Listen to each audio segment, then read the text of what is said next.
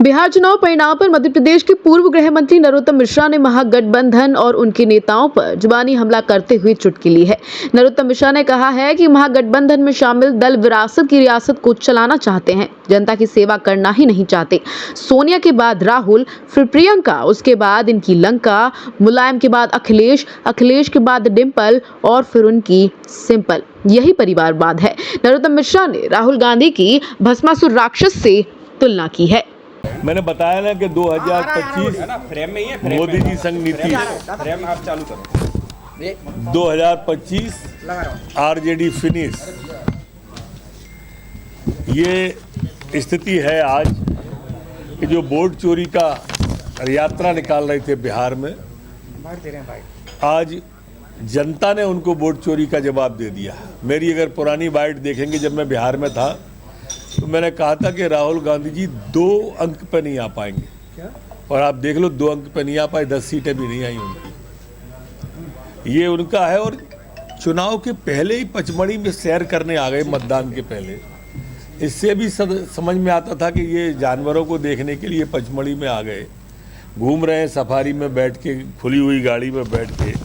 तो कहाँ से कुछ होगा, वो पहले ही भाप चुके थे कि अब बिहार में भी दाल गलने नहीं वाली है। काठ की हाड़ी एक ही बार चढ़ती है। लोकसभा में भ्रम की राजनीति कर ली, अब देश की जनता भ्रम में नहीं आने वाली। राहुल गांधी जी के आरजेडी और राहुल का सफाया हो गया। और अब ये भी हो गया कि राहुल गांधी जी जिस पे हाथ रख देंगे वो भस्म ही होगा। नीतीश जी ने सबक नहीं लिया अखिलेश यादव से। पिछले चुनाव में अखिलेश यादव ने भी जोड़ी बनाई थी, और ऐसी जोड़ी बनी थी कि आज तक 5 साल में उभर नहीं पाए वो। और यही कमोबेश स्थिति अब तेजस्वी जी की हो गई है।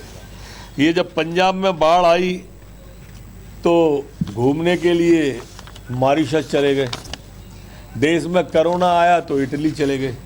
अब देश की जनता इन सब चीज़ों को देखती है, और इसलिए तेजस्वी जी ने जितने वादे किए, राहुल जी ने जितने वादे किए, कोई वादा स्वीकार नहीं हुआ। जनता ने सब वादों को रिजेक्ट किया। माननीय मोदी जी और नीतीश जी के नेतृत्व को स्वीकार किया, अंगीकार किया। और आप देखिए बिहार के अंदर 3/4 बहुमत से सरकार बनाने हम जा रहे हैं।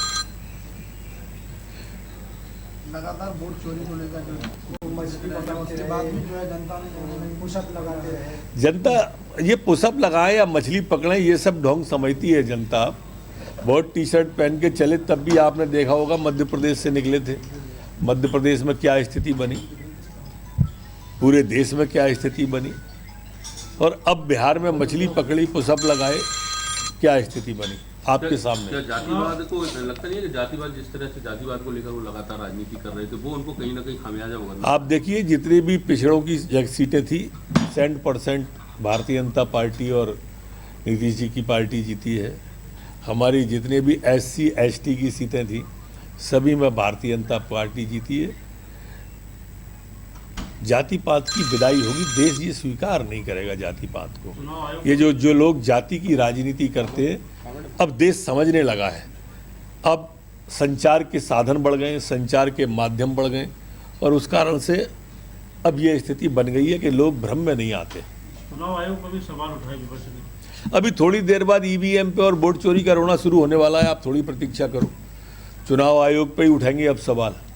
देखो, राहुल गांधी जी का बहुत साफ है, कांग्रेस का कंसेप्ट साफ है। राहुल के नेतृत्व पे उंगली नहीं उठेले, इसलिए EVM पे उठाओ पहले, फिर वोट चोरी पे उठाओ कि मैं हार नहीं रहा, मुझे हराया जा रहा है। कांग्रेस के कार्यकर्ताओं में ये भ्रम बना रहे, नहीं तो लोग नेतृत्व पे उंगली उठाएंगे कि कांग्रेस के उससे कभी नहीं जीते हम, ये राहुल गांधी जब तक रहेंगे हम कभी नहीं जीतेंगे। एक पीके फैक्टर भी था, प्रशांत किशोर भी काफी चुनाव में। देखो, कोई फैक्टर नहीं था वहाँ, सिर्फ मोदी जी का फैक्टर था, नीतीश जी का फैक्टर था। एनडीए बहुमत में आने के बाद मुख्यमंत्री कौन हुआ बिहार में, ये संसदीय बोर्ड तय करेगा। मैं बहुत छोटा हूँ। पोस्टर लगा दी